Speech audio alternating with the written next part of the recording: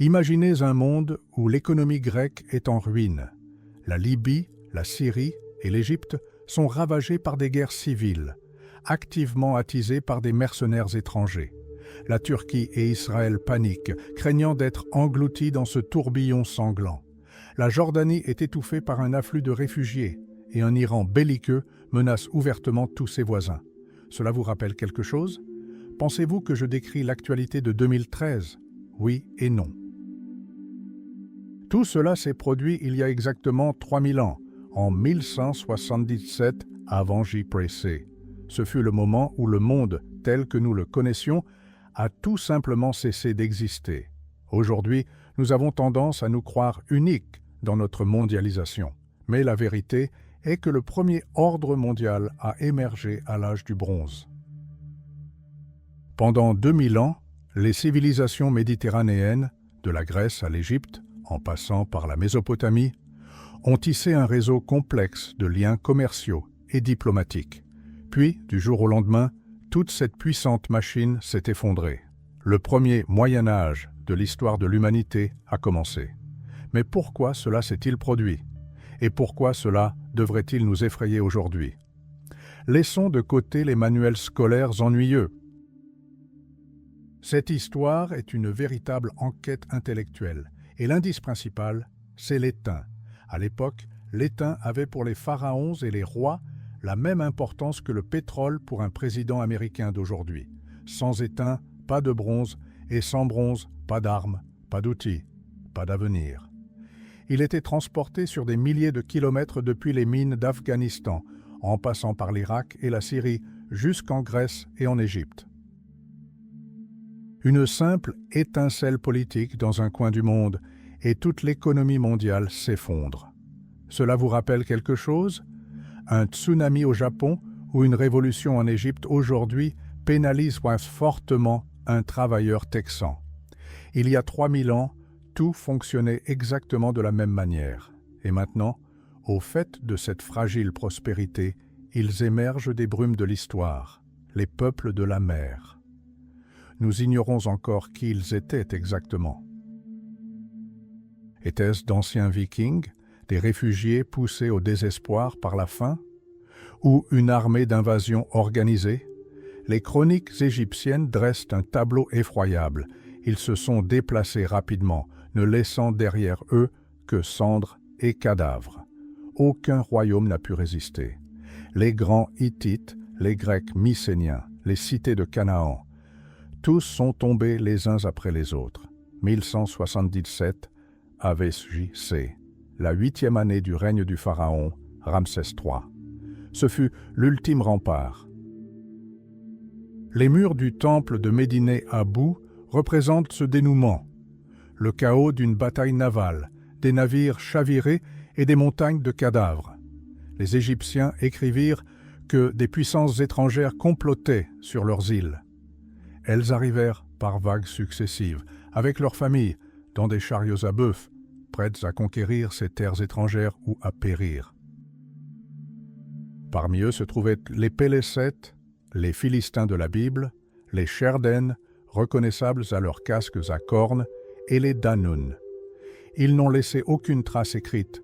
Nous ne les connaissons qu'à travers le regard terrifié des Égyptiens. Ramsès prétend avoir exterminé leur descendance, mais ce fut une victoire à la Pyrrhus. Certes, l'Égypte survécut, mais le monde qui l'entourait fut réduit en ruine. Le grand système mondial de l'âge du bronze s'effondra. L'écriture disparut, le commerce s'arrêta, les villes ne furent plus que des amas de décombres. Pourquoi est-il important de le savoir maintenant? L'historien Fernand Braudel affirmait que l'histoire de l'âge du bronze peut être perçue comme une saga sanglante de violence ou comme une leçon sur la fragilité de notre civilisation. Nous avons tendance à croire que notre monde technologique est trop puissant pour s'effondrer. Mais l'exemple de 1177 avant J.C. prouve le contraire. Plus un système est complexe, plus il est facile à détruire. Notre récit s'apparentera aux enquêtes d'Hercule Poirot. Il nous faudra faire appel à notre perspicacité pour reconstituer des indices épars, tessons de poterie, traces d'incendie dans d'anciens palais, fragments de correspondances diplomatiques.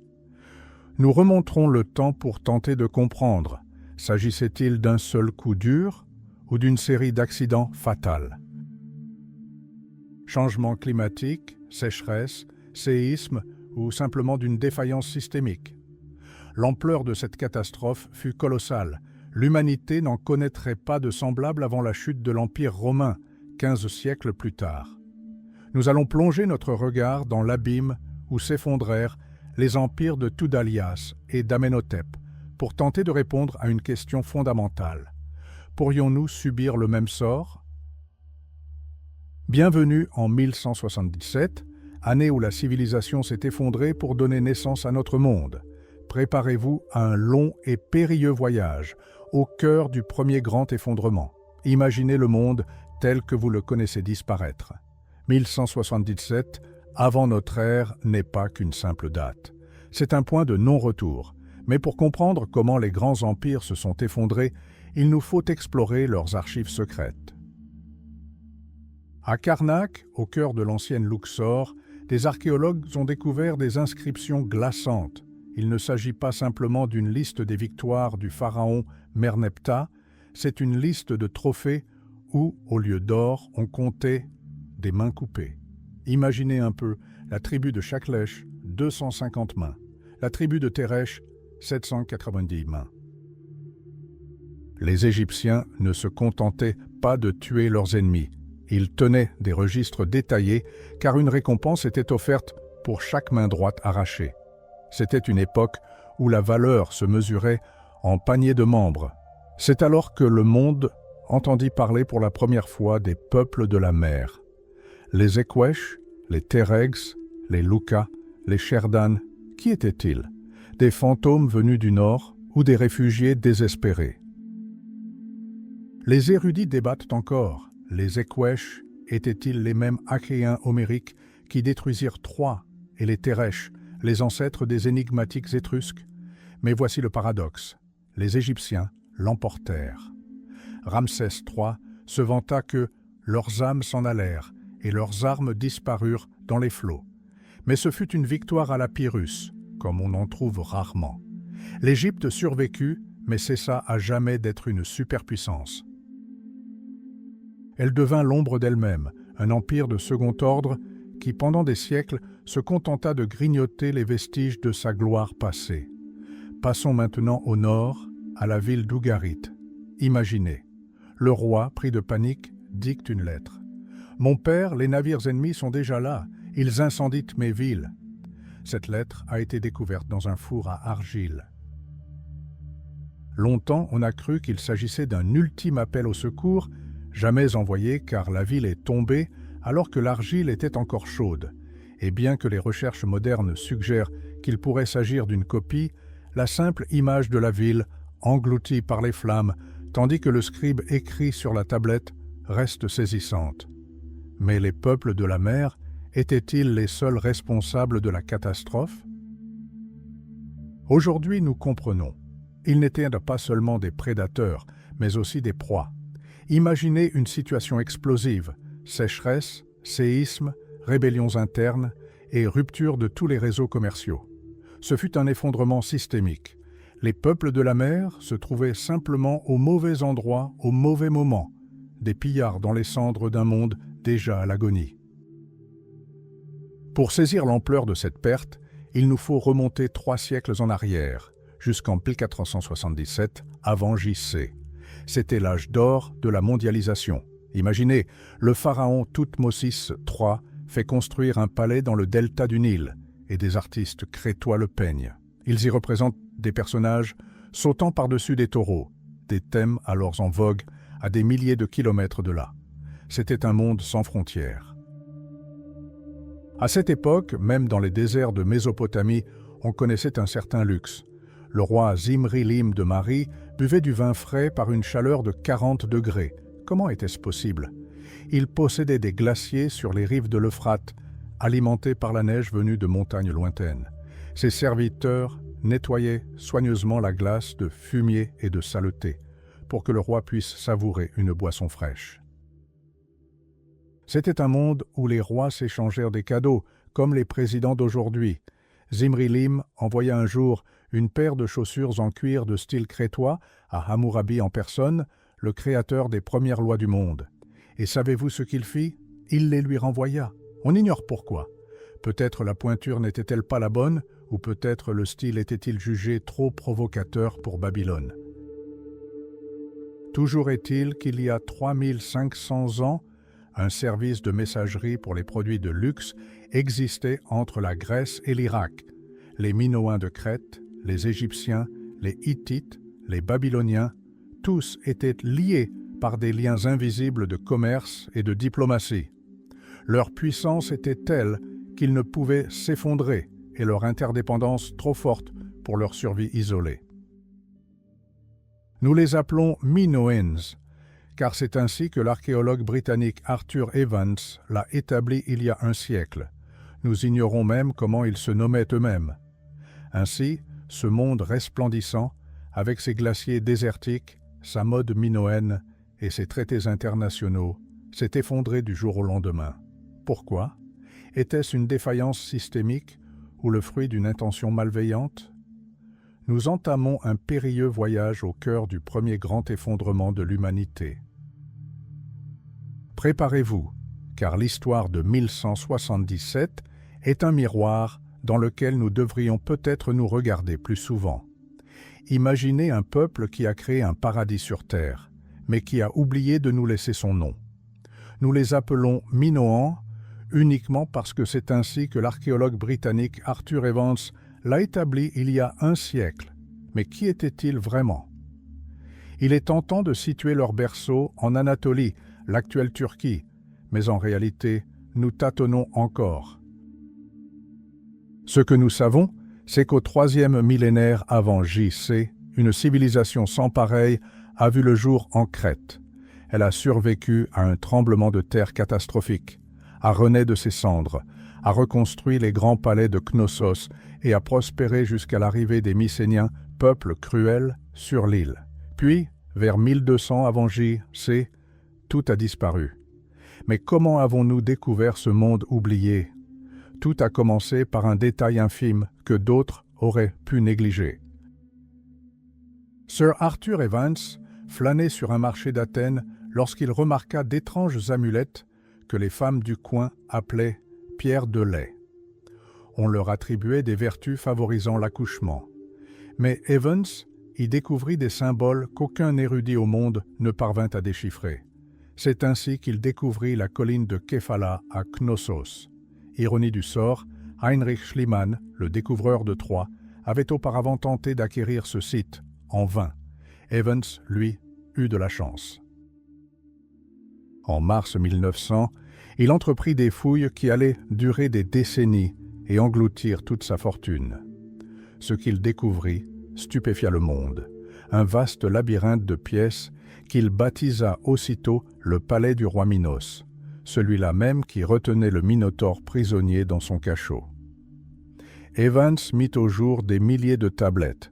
Le linéaire B fut déchiffré, il s'agissait de grec ancien, mais le linéaire A, il demeure muet à ce jour. Nous contemplons ces inscriptions sans en comprendre un mot. 100 ans de fouilles, et nous ignorons toujours comment ces gens se nommaient lorsqu'ils se réveillaient le matin et contemplaient la mer. Mais les Minoans n'étaient pas reclus. Dans les ruines de Knossos, Evans a découvert des objets qui n'avaient rien à faire là. Par exemple, un couvercle en albâtre portant le nom du roi Hyksos Kian. Comment s'est-il retrouvé en Crète? Le mystère demeure. Et dans la cité portuaire de Katsamba, un vase portant le nom de Thoutmôsis III lui-même a été mis au jour. Les Minoans régnaient sur les mers. L'historien antique Thucydide qualifiait ce pouvoir de thalassocratie, la domination des océans. Les Égyptiens évoquaient respectueusement dans leurs papyrus des navires kéftiens. On ignore s'il s'agissait de navires construits en Crète ou de vaisseaux égyptiens faisant route vers l'île, mais le lien était indéniable. Imaginez ce monde comme un vaste réseau commercial bouillonnant. Nous n'en apercevons que la partie émergée, l'or, le lapis-lazuli, l'ivoire. Mais l'essentiel du commerce disparaît sans laisser de traces. Le vin, les épices, les textiles raffinés, l'encens. Pour les découvrir, il faut scruter les tombeaux égyptiens. Là, sur des fresques éclatantes datant de l'époque de la grande reine Hatshepsut, on voit des personnages vêtus de jupes typiques de la mer Égée. Ils portent des présents. Les inscriptions disent « île au milieu de la mer ». C'était un sommet des grandes puissances de l'âge du bronze. Dans un tombeau, les souverains des Minoens, des Hittites et des cités syriennes se tiennent côte à côte. C'est comme une réunion du G8 il y a seulement 3500 ans. Et voici qu'entre en scène l'une des femmes les plus charismatiques de l'histoire, Hatshepsut. Elle ne s'est pas contentée de régner, elle a su détourner le système. Fille et épouse d'un pharaon, elle aurait dû simplement attendre que son beau-fils, Thoutmôsis III, atteigne l'âge adulte. Mais Hatshepsut en décida autrement. Elle revêtit des vêtements d'homme, se laissa pousser une barbe cérémonielle et se proclama pharaon. Elle régna pendant 20 ans, privilégiant la diplomatie à la guerre. Son expédition au mystérieux pays de Punt est une véritable épopée. On débat encore aujourd'hui de la localisation de Punt, Éthiopie ou Yémen. Sur les murs de son temple est représentée la reine de Punt, une femme aux courbes sublimes qui fascina les Égyptiens. C'était un monde ouvert à tous les vents. Mais à la mort d'Hatshepsut, Thoutmôsis III accéda au pouvoir. C'était un homme radicalement différent. On le surnomme le Napoléon de l'Égypte antique. Son premier acte fut d'effacer le nom de sa belle-mère de l'histoire, en faisant retirer les portraits de sa belle-mère des murs. Son second acte fut de partir en guerre. C'est Thoutmôsis qui nous a laissé la première description détaillée d'une bataille dans l'histoire de l'humanité, la bataille de Megiddo. Écoutez attentivement, car cette leçon de tactique reste d'actualité même 3000 ans plus tard. Megiddo avait 3 routes, 2 larges et sûres et une troisième, un étroit col de montagne où l'armée devait marcher en file indienne. Les généraux de Thoutmôsis le supplièrent de ne pas emprunter le chemin étroit. Mais le pharaon répondit « L'ennemi nous attend sur les larges routes. Il pense que je ne serai pas assez fou pour passer par le col. » Il risqua le tout pour le tout, et il gagna. Lorsque les Égyptiens sortirent du ravin, ils se retrouvèrent derrière les lignes ennemies. La ville tomba après un long siège. Savez-vous ce qui est le plus étonnant? En 1918, pendant la Première Guerre mondiale, le général britannique Allenby a reproduit la manœuvre de Thoutmôsis au même endroit. Il s'est appuyé sur la traduction de chroniques anciennes et a fait exactement la même chose, prenant les Turcs par surprise. L'histoire n'est pas qu'une suite de dates poussiéreuses, c'est un guide d'action qui reste pertinent à travers les millénaires. Mais au-delà de l'Égypte et de la Crète, d'autres prédateurs virent le jour. Dans le nord de la Syrie, le royaume du Mitanni gagnait en puissance. On en parle peu, car sa capitale, Ouachoukanni, reste à découvrir. Elle gît enfouie sous les sables, fascinant les archéologues. Les Mitanni formaient une élite cavalière. Leur passion pour les chevaux était telle que leur dresseur, Kikouli, rédigea le premier manuel d'élevage équin au monde sur 4 tablettes d'argile. 214 jours d'entraînement, planifiés heure par heure. Le monde de 1177 avant notre ère était global, complexe et d'une richesse inouïe.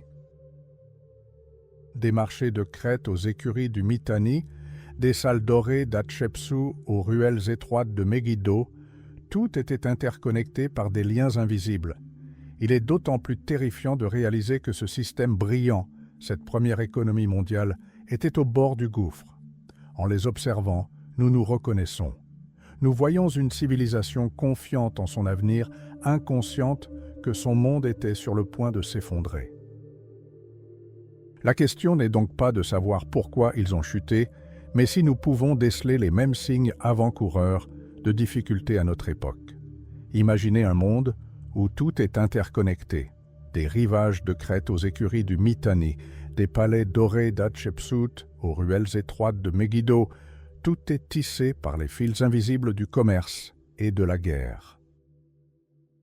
Et il est d'autant plus terrifiant de réaliser que ce système brillant, la première économie mondiale de l'histoire, était déjà au bord du gouffre.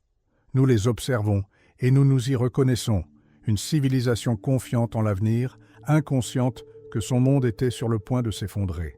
La question n'est pas de savoir pourquoi ils se sont effondrés, mais si nous pouvons déceler les mêmes signes avant-coureurs de troubles à notre époque. Un tel signe apparut en 1446 avant J.C. Le grand pharaon Thoutmôsis III entreprit sa 8e campagne. Il accomplit l'impensable. Il transporta sa flotte par voie terrestre, puis força les navires à remonter l'Euphrate contre le vent et le courant. Il s'agissait d'une action punitive contre le royaume du Mitanni. Thoutmôsis mit en déroute l'ennemi et érigea une stèle de victoire sur la rive orientale du fleuve. Mais le triomphe fut de courte durée. À peine 2 décennies plus tard, le roi du Mitanni, Sahusadatar, riposta. Il s'empara d'Assur et ramena dans sa capitale le légendaire trophée, des portes d'or et d'argent. Le monde de cette époque était si petit qu'un siècle plus tard, les pharaons égyptiens ne combattaient plus le Mitanni, mais épousaient leur princesse. La mondialisation à l'âge du bronze s'opérait par le biais du sang et du mariage. Tandis que l'Égypte et le Mitanni se partageaient des zones d'influence, une menace plus grave se tramait à la périphérie. Thoutmôsis III commerçait activement avec le lointain nord et l'ouest. C'est de là que provenait un défi. Vers 1430 avant J-C, la confédération d'Assoua se révolta contre les puissants Hittites.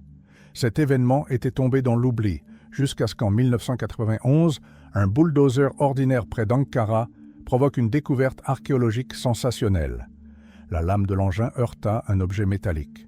Le conducteur sauta de la cabine et retira du sol un long et lourd objet vert. C'était une épée. Mais pas une épée ordinaire. Sur la lame était inscrite une inscription en akkadien, la langue de la diplomatie de l'époque. Le grand roi Tudhaliya ravagea le pays d'Assoua et dédia ses épées au dieu des tempêtes. Cette épée est devenue la clé d'un mystère plus ancien que l'histoire elle-même. Dans la liste des 22 cités rebelles d'Assoua, les érudits ont trouvé 2 noms qui donnent la chair de poule, Wilusia et Tarwisha, ou, traduit dans le langage des légendes, Ilium et Troie. Mais voici le plus étrange. L'épée découverte n'était pas hittite. C'était une épée mycénienne provenant de Grèce continentale. Que faisait-elle entre les mains de rebelles au cœur de l'Anatolie, 2 siècles avant la guerre de Troie? Pour comprendre cela, il faut se pencher sur le cas des Hittites eux-mêmes. Longtemps considérés comme des figures mythiques, ils sont brièvement mentionnés dans la Bible comme voisins des Juifs, et les historiens les ont recherchés en Palestine pendant des siècles. Mais leurs recherches se sont avérées vaines. Le véritable empire hittite se situait en Turquie. Peuple robuste, les Hittites se nommaient eux-mêmes Néchites. Leur capitale, Hattusa, était une forteresse imprenable nichée dans d'étroites vallées. Les Hittites étaient d'une efficacité redoutable. Leur roi, Mursili Ier, entreprit une marche folle de 1500 km, rasa Babylone, et se retira simplement, laissant derrière lui le chaos et une nouvelle dynastie. Il maîtrisait parfaitement le droit et la bureaucratie. Des milliers de tablettes ont été découvertes dans leurs archives, des traités d'État aux lois insolites, comme l'amende de 40 cycles pour avoir mordu un nez. Mais c'est leur conflit avec Assoua qui révèle la véritable ampleur du monde antique. Si Assoua représentait la coalition qui comprenait Troie, et si les Mycéniens, avec leurs épées si caractéristiques, combattaient à leur côté, alors la grande guerre de Troie commença 2 siècles plus tôt que ce qu'Homère a décrit. Dans l'Iliade, Homère mentionne qu'avant même Achille et Hector, le héros grec Héraclès avait déjà pillé Troie avec seulement 6 navires. L'archéologie le confirme. L'Iliade décrit des objets tombés en désuétude des siècles avant la chute de Troie, d'immenses boucliers de tours et des épées incrustées d'argent. Ces vestiges témoignent de batailles encore plus anciennes. Les Mycéniens, appelés Tanaïa par les Égyptiens et Ahiawa par les Hittites, furent des acteurs audacieux sur la scène internationale. Ils conquirent la Crète, dominèrent les routes commerciales et commencèrent à imposer leurs conditions aux grands empires. Tout l'âge du bronze raconte comment le monde devint de plus en plus densément peuplé, complexe et interdépendant. Une épée entre les mains d'un conducteur de bulldozer, une porte dorée dans une capitale étrangère, une correspondance diplomatique gravée sur des tablettes d'argile. Tout cela fait partie d'un même mécanisme. Nous contemplons une civilisation à l'apogée de sa puissance, persuadés qu'elle le restera toujours. Mais l'histoire nous enseigne que plus un système est complexe, plus son effondrement est douloureux. Et aujourd'hui, face à ces ruines antiques, nous ne pouvons nous empêcher de nous interroger. Avons-nous manqué le moment où nos propres liens ont commencé à se déliter?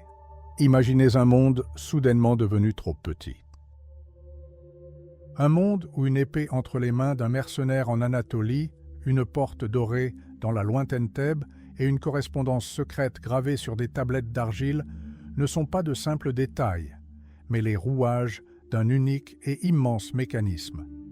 Nous avons l'habitude de considérer la mondialisation comme une invention moderne, mais il y a 3500 ans, l'humanité créait déjà son premier réseau mondial.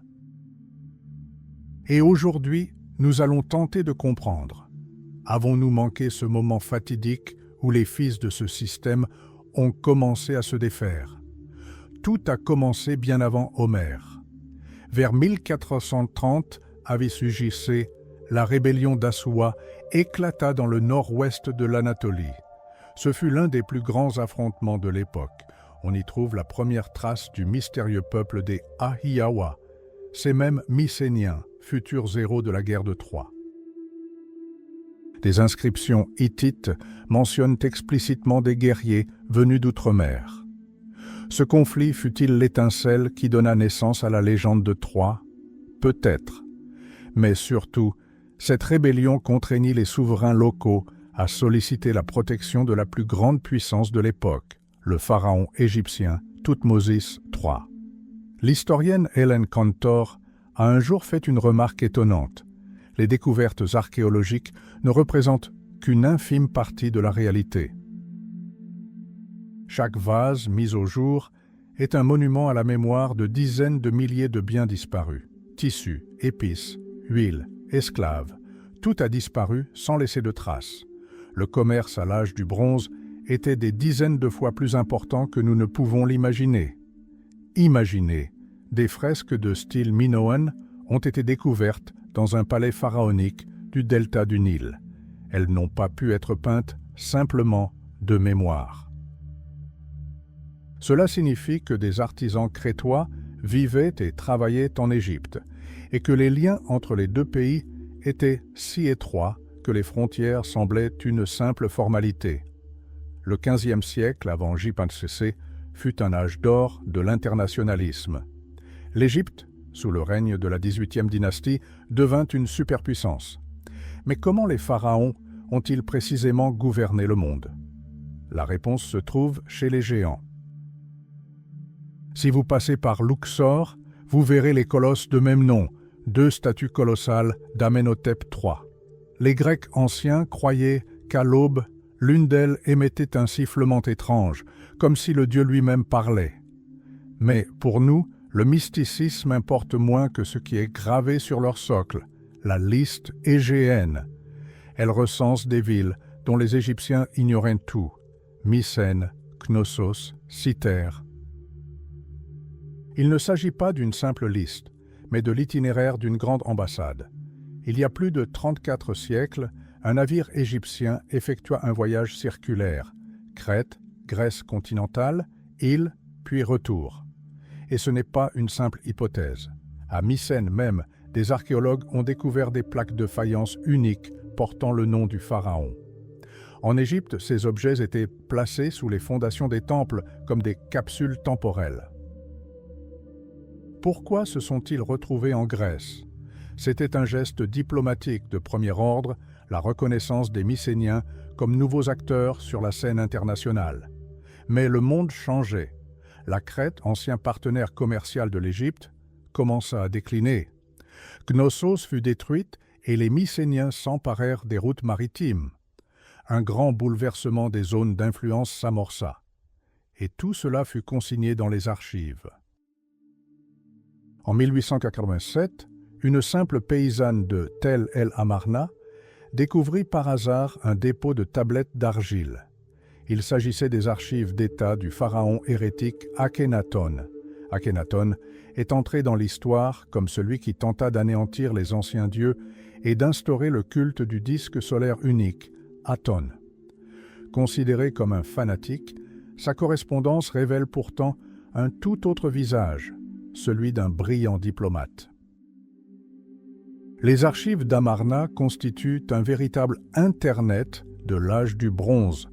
Sur ces tablettes, les rois de Babylone, d'Assyrie et de l'Empire hittite s'appellent entre eux frères. Ils se plaignent des retards des caravanes, marchandent le poids des présents en or et négocient des mariages dynastiques. C'était une époque où le destin du monde se jouait par correspondance en akkadien, la langue qui allait devenir l'anglais. Mais cet idéal était déjà fragile. Plus les liens se complexifiaient, plus le système tout entier devenait vulnérable. Une mauvaise récolte en Égypte, une rébellion en Anatolie ou une route commerciale bloquée à Chypre pouvaient déclencher un effet domino. Nous voyons une civilisation à l'apogée de sa puissance, persuadée qu'elle le restera toujours. L'or coule à flot, les palais s'élèvent vers le ciel et les grandes puissances se partagent le monde. Mais derrière ce faste, le grondement d'une catastrophe imminente se fait déjà entendre. L'histoire nous enseigne que lorsque le monde devient trop dépendant de chacune de ses parties, la moindre fissure peut lui être fatale. Et aujourd'hui, en étudiant ces lettres anciennes, nous ne pouvons nous empêcher de nous interroger. Nos propres liens ne sont-ils pas semblables à ceux qui ont commencé à se défaire il y a 3000 ans? Imaginez un monde où le courrier ne serait pas une facture d'électricité, mais des tablettes d'argile sur lesquelles se décide le destin des empires. Nous avons l'habitude de considérer la mondialisation comme une invention de notre siècle. Pourtant, il y a 3500 ans, le monde était déjà tissé de liens invisibles. Ces liens embaumaient les huiles précieuses, scintillaient d'or et étaient scellés par des alliances matrimoniales. Voici une lettre en provenance du Mitanni et à destination de l'Égypte. Le roi Tushratta écrit à son frère, Amenhotep III. Il souhaite bonne santé à ses épouses, ses fils, ses chevaux et même ses chars. Mais ne vous laissez pas tromper par cette politesse. Il ne s'agit pas d'une simple carte postale. Une véritable caravane accompagne cette lettre. Chars, esclaves, fermoirs et anneaux d'or. C'est le prix de l'amitié. C'est un pot de vin. C'est une assurance-guerre. À cette époque, les souverains des grandes puissances s'appelaient frères, même sans lien de sang. Pourquoi? La réponse est simple. Avant l'avènement du droit international, le seul moyen de commercer était de nouer des liens familiaux, même fictifs. « Nous ne faisons qu'un », écrit le roi Amurru à son voisin. Mais tous n'étaient pas aussi sentimentaux. Les Hittites d'Anatolie, d'ordinaire si sévères, se contentaient de ricaner avec mépris. « Pourquoi t'écrirais-je comme à un frère ?» Sommes-nous nés de la même mère? Mais le véritable jeu des trônes commença avec les femmes. Le pharaon Amenhotep III transforma son harem en un véritable quartier général diplomatique. Il rassembla des princesses de tout le Moyen-Orient, Babylone, Mitanni, Arzawa. Toutes souhaitaient marier leurs filles au Dieu vivant. Et pour chaque épouse, des caravanes affluaient en Égypte chargées de dot et revenaient le légendaire or égyptien. Et voici la partie la plus intéressante, la plus grande supercherie de l'Antiquité. Tout le monde le savait. En Égypte, l'or était aussi abondant que la poussière sous nos pieds. C'était écrit noir sur blanc, et on y croyait. Mais que se passerait-il si cet or était contrefait? Le roi babylonien Burna-Buriach II décida un jour de mettre à l'épreuve le présent du pharaon. Il jeta 40 mines d'or égyptiens dans un four. Et savez-vous ce qui arriva? Une fois le métal refroidi, il en restait moins de 10 sur les 40. Le reste se transforma en cendres. Imaginez la colère du roi. Il écrivit à Akhénaton « Cet or serait-il vraiment faux? Peut-être le pharaon avait-il été avide, ou peut-être des fonctionnaires corrompus étaient-ils intervenus. La corruption, comme vous pouvez le constater, était alors monnaie courante. Mais le monde de l'âge du bronze ne reposait pas uniquement sur les rois. Tandis que les dirigeants échangeaient des amabilités, la vie battait son plein sur les ponts des navires marchands. Marins et marchands, dans les tavernes des ports d'Égypte et de Grèce, se racontaient des mythes, partageaient leurs techniques et colportaient des rumeurs. C'est ainsi que les légendes de Gilgamesh se transformèrent en poèmes d'Homère. C'était le creuset où se forgeait toute la civilisation occidentale. Et de nouveaux acteurs ne cessèrent de faire irruption dans cette machine bien huilée. Prenons l'exemple de la Syrie. Le roi Assur-Ru-Ballit Ier a littéralement intégré le cercle des grandes puissances. Il vainquit les Mitanni, maria sa fille, au roi babylonien, puis s'empara de Babylone et y installa son souverain fantoche, ou encore Chypre, alors appelé Alassia. Ses habitants étaient les rois du cuivre de l'Antiquité. L'une de leurs lettres au pharaon contient des excuses pour n'avoir envoyé que 30 000 livres de cuivre, et ce, en pleine épidémie. Mais tout ce système brillant, ce mécanisme complexe d'alliances et de mariages, commença à vaciller. Après la mort d'Akhénaton, l'Égypte tenta d'effacer son nom de l'histoire. Mais le sable conserva ce que l'on voulait détruire. Notre histoire prend alors un tournant décisif au XXe siècle. En 1922, dans la vallée des rois, Howard Carter et Lord Carnarvon se rendent en Égypte, car les médecins lui ont interdit de supporter les hivers anglais suite à un accident de voiture. Archéologue amateur, il avait engagé un expert de fortune. Pendant 6 ans, leurs fouilles restent vaines. L'argent s'épuise, l'espoir s'amenuise. Carter implore une dernière campagne de fouilles. Ironie du sort, pendant des années, ils ont dressé leur tente juste au-dessus de l'entrée du tombeau de Toutankhamon. Cette entrée avait été comblée de gravats 3000 ans plus tôt lors de la construction d'un tombeau pour un autre pharaon. 3 jours de fouilles, et le monde s'est enflammé pour le Égyptomanie. Toutankhamon, le jeune roi atteint de paludisme et qui peinait à marcher sans canne, devint un symbole de cet âge d'or. Mais en examinant ces trésors, on découvre bien plus que de l'éclat. On y voit des failles. On comprend comment une civilisation qui se croyait éternelle était déjà au bord du gouffre.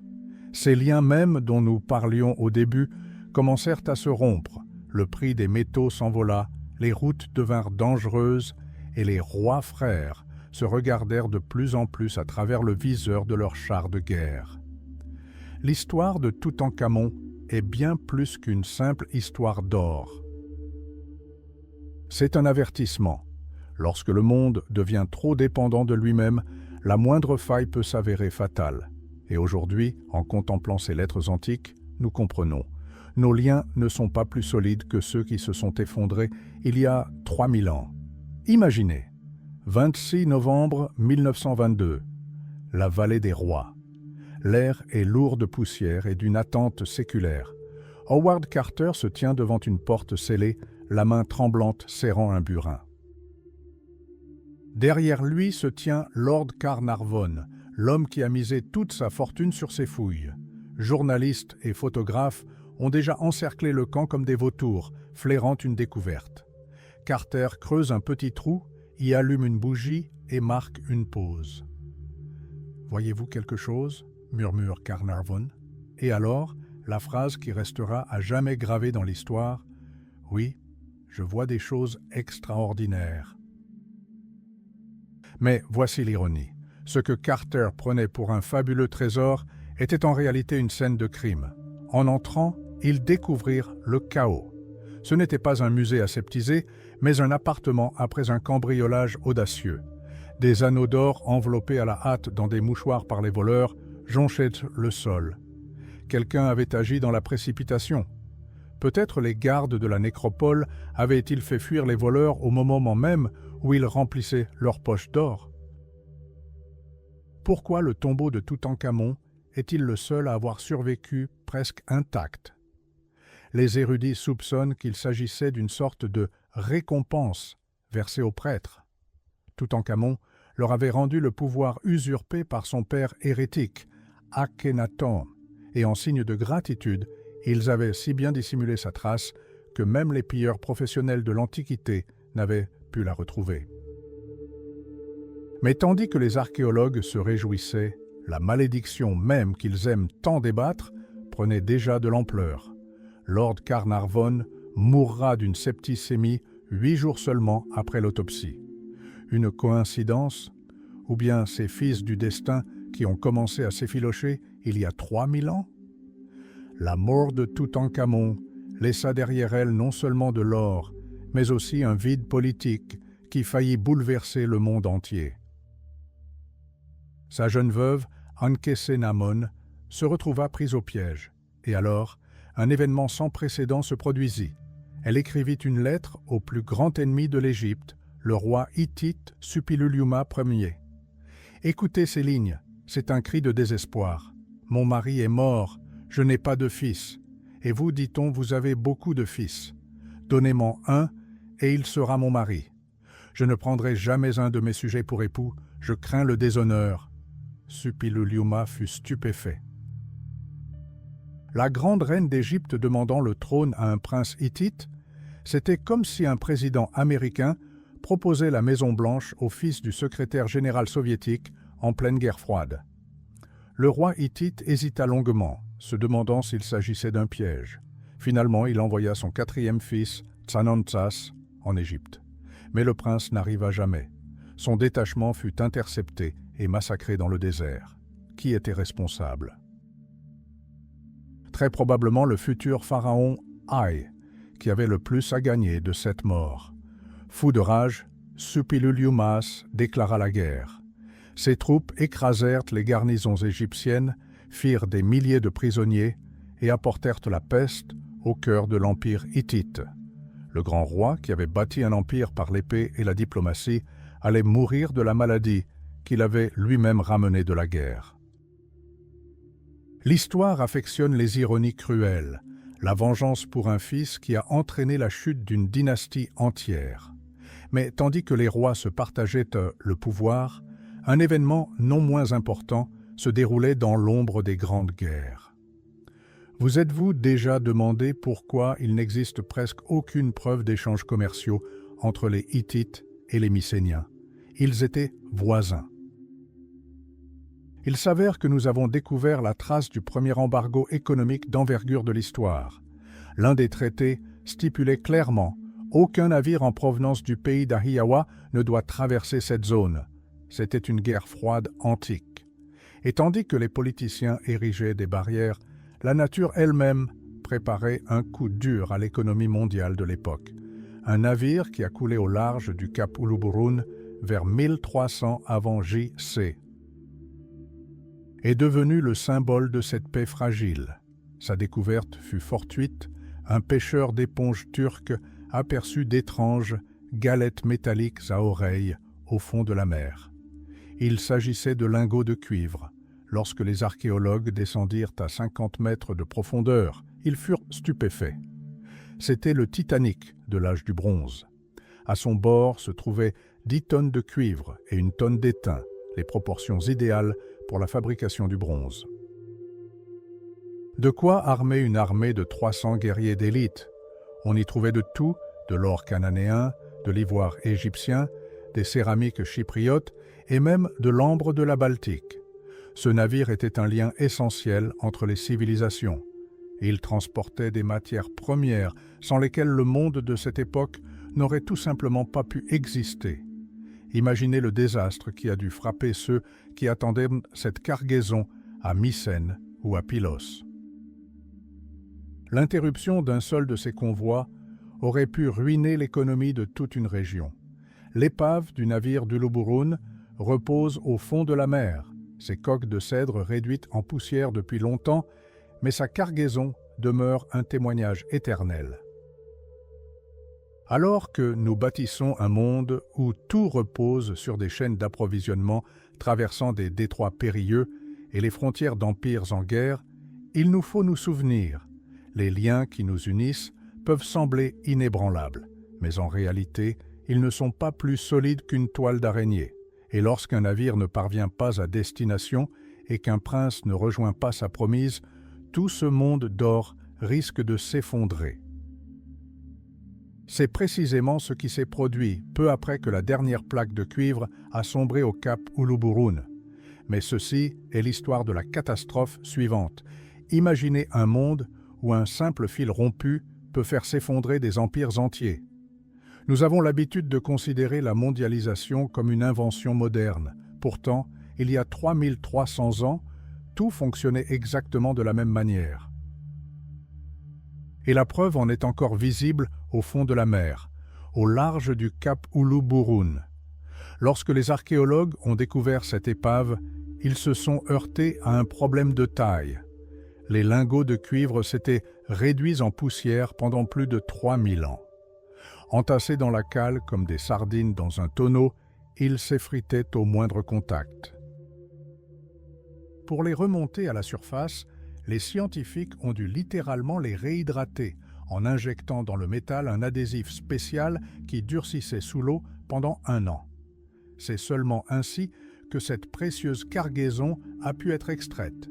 Mais que transportait exactement ce navire? Ce n'était pas un simple bateau, c'était un véritable microcosme de la civilisation de l'époque.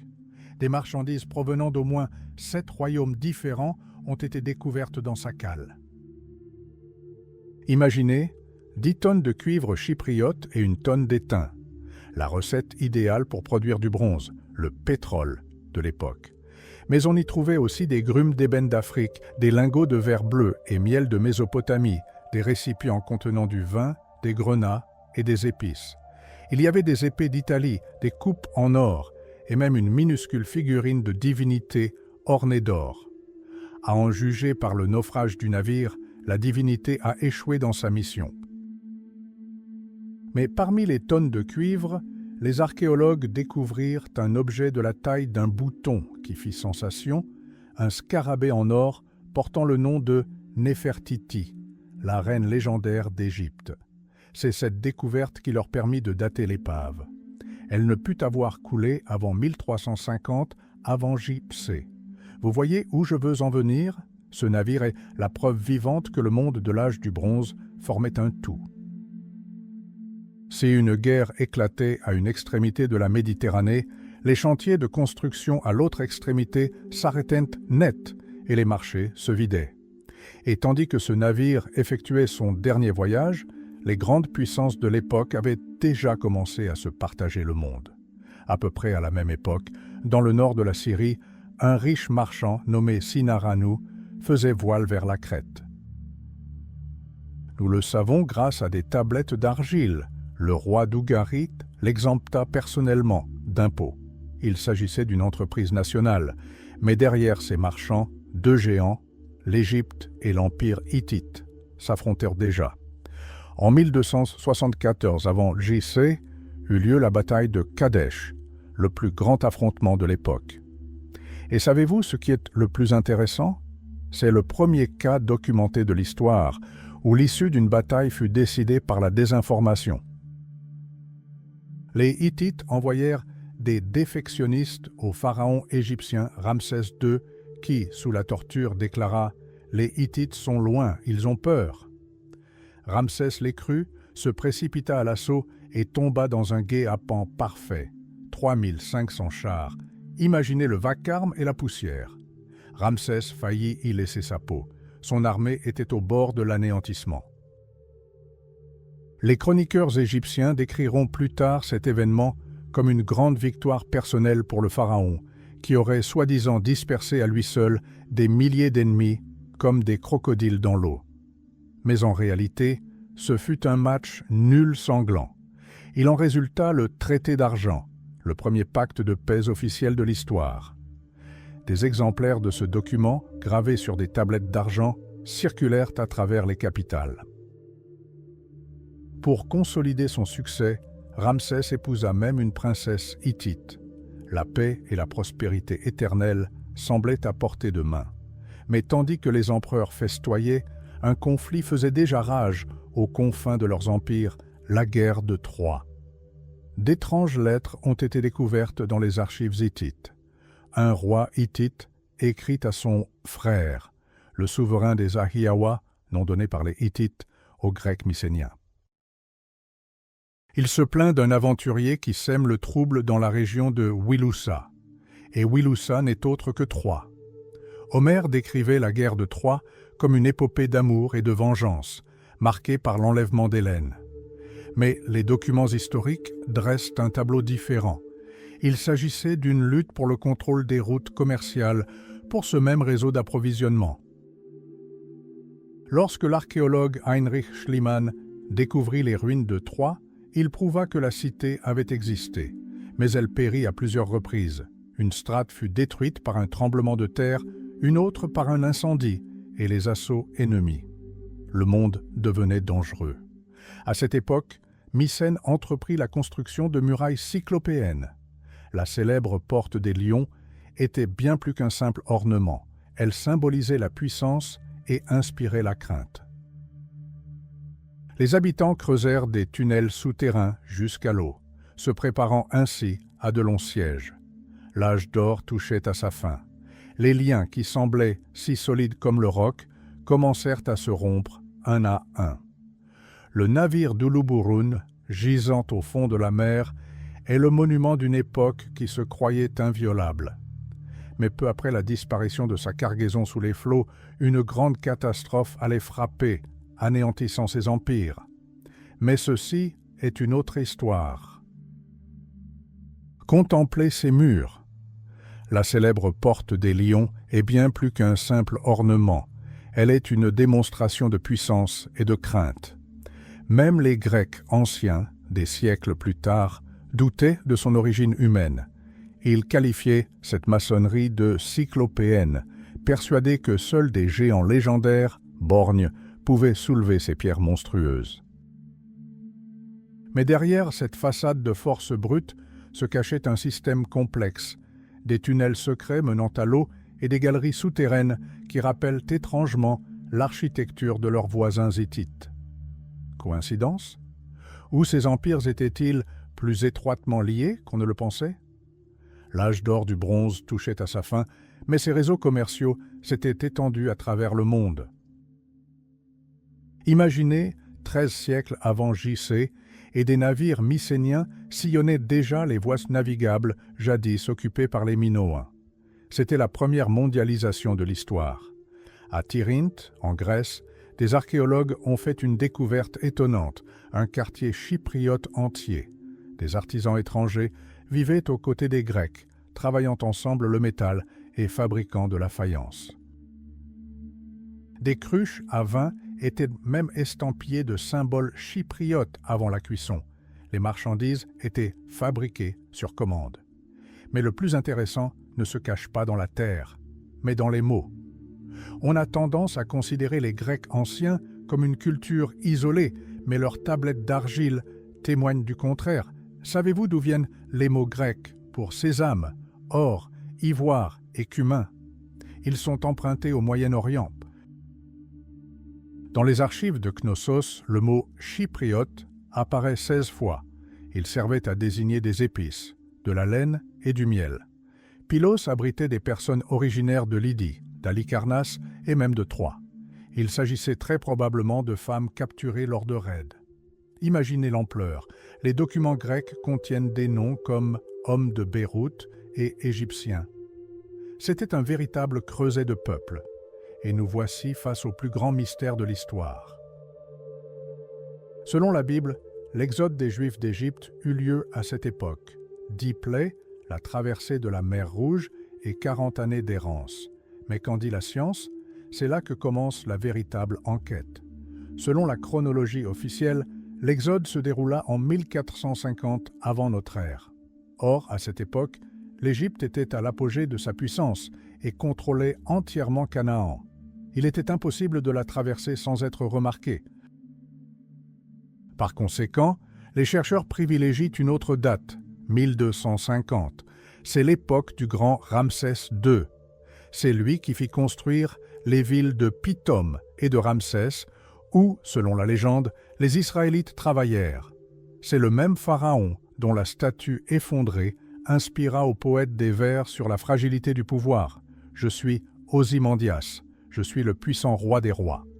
Mais voici le paradoxe. Nous ne possédons aucune preuve archéologique directe de l'Exode. Aucun vestige de campement dans le désert, aucune trace de char au fond de la mer. Est-il possible de trouver des traces de nomades ayant vécu sous des tentes il y a 3000 ans? Fort probablement pas. Les trous des piquets sont depuis longtemps comblés de sable. Cependant, en 1207, avant notre ère, le mot « Israël » apparaît pour la première fois dans l'histoire sur la stèle dite de Merneptah. Le pharaon se vante que ce peuple est dévasté et sa descendance anéantie. Comme nous le savons, il exagérait manifestement. Au même moment, des villes de Canaan commencent à brûler. Le livre de Josué décrit cela comme une conquête totale, et c'est là que l'archéologie commence à confirmer en partie ce récit. Regardez Hazor. C'était une ville vaste et prospère. Ses fouilles offrent un spectacle apocalyptique. Les archéologues ont mis au jour une couche de cendres et de charbon de bois d'1,5 mètre d'épaisseur. Des statues de basalte sont défigurées, des murs sont fondus, des récipients sont remplis de grains brûlés. Quelqu'un a pris d'assaut ces lieux avec une fureur implacable. Étaient-ce des Israélites? Ou s'agissait-il d'une rébellion interne, de citoyens désespérés? On ne le sait pas encore, mais c'est de ces cendres qu'un monde nouveau surgira bientôt. Tandis que Canaan brûlait, un véritable prédateur s'éveillait à l'est, la Syrie. Le roi Tukulti Ninurta Ier transforma son royaume en une superpuissance. Il enchaîna des rois, conquit Babylone et envoya de somptueux présents de lapis-lazuli jusqu'au roi grec de Thèbes. La Syrie devint un acteur majeur sur la scène mondiale, maintenant son pouvoir par la diplomatie, les mariages et une guerre impitoyable. Le monde semblait stable.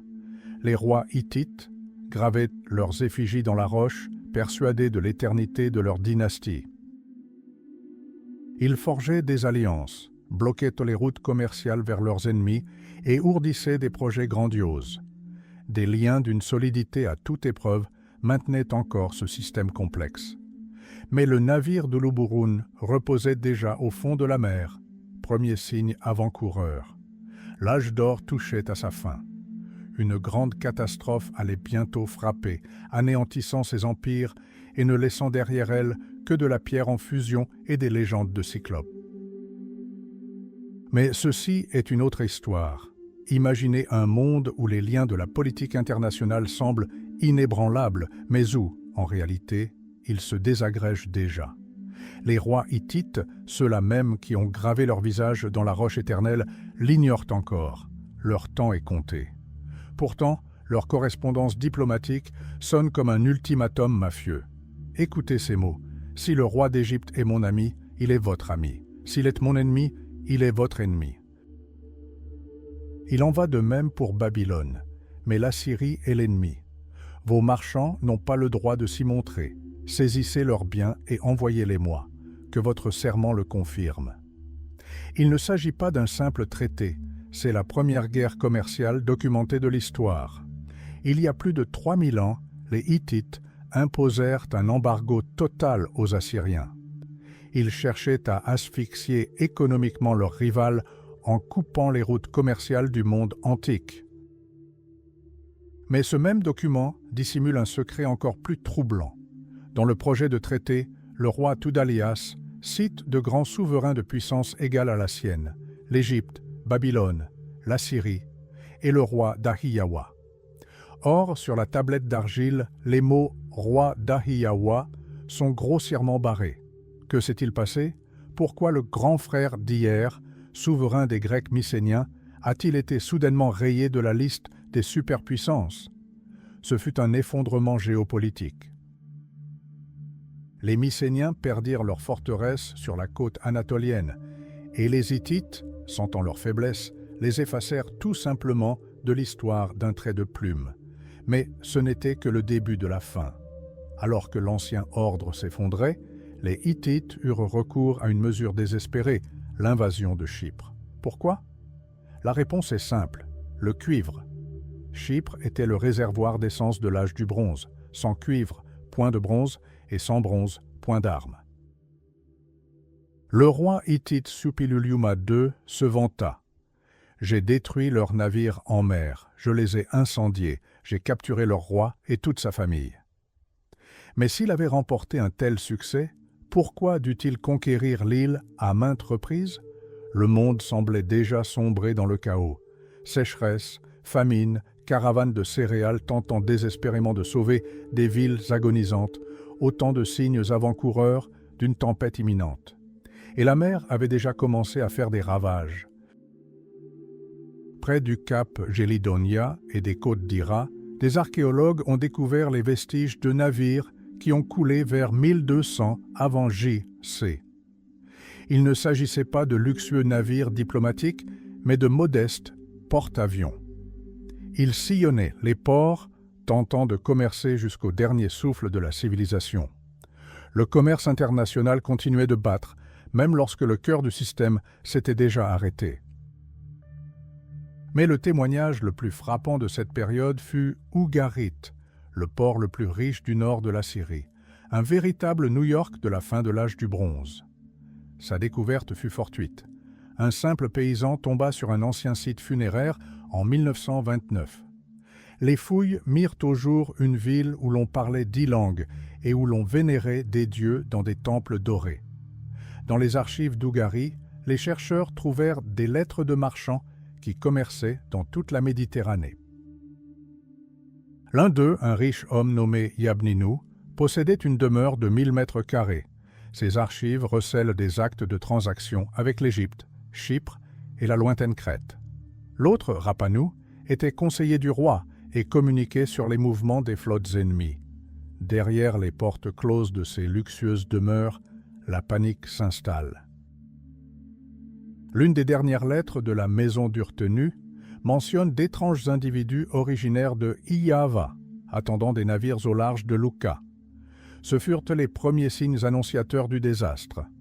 Ce qui frappe le plus dans l'histoire d'Ougarit, c'est la façon dont elle s'est terminée. Les archives ne contiennent aucun présage funeste. Des scribes remplissaient des tablettes, des marchands se disputaient les approvisionnements en huile et en chevaux, et le pharaon égyptien Merneptah refusa poliment d'envoyer un architecte pour une nouvelle statue, préférant envoyer de l'ébène et des étoffes colorées. La vie battait son plein. Les routes commerciales étaient ouvertes, et puis tout s'est terminé. Ougari n'a pas seulement décliné, elle a été rayée de la carte en un instant, entre 1190 et 1085 avant J.C. Les archéologues ont découvert la ville en ruine, une couche de cendres de 2 mètres d'épaisseur, des murs effondrés et des milliers de pointes de flèches jonchant les rues. Les habitants ont fui si vite qu'ils n'ont même pas eu le temps de récupérer leurs trésors cachés dans des caveaux secrets. 8000 personnes ont disparu sans laisser de traces à jamais. Une cité qui avait prospéré pendant des siècles fut réduite à un amas de décombres silencieux. La dernière lettre retrouvée dans les cendres provenait du vizir égyptien B. Elle arriva juste avant que les voiles des peuples de la mer ne sillonnent l'horizon. L'âge d'or ne s'acheva pas par un déclin paisible, mais par une explosion assourdissante. Le grand système s'effondra, ne laissant derrière lui que de la pierre en fusion et les légendes des cyclopes qui auraient soi-disant bâti ces murailles. Mais qui porta réellement le coup de grâce? C'est une toute autre histoire.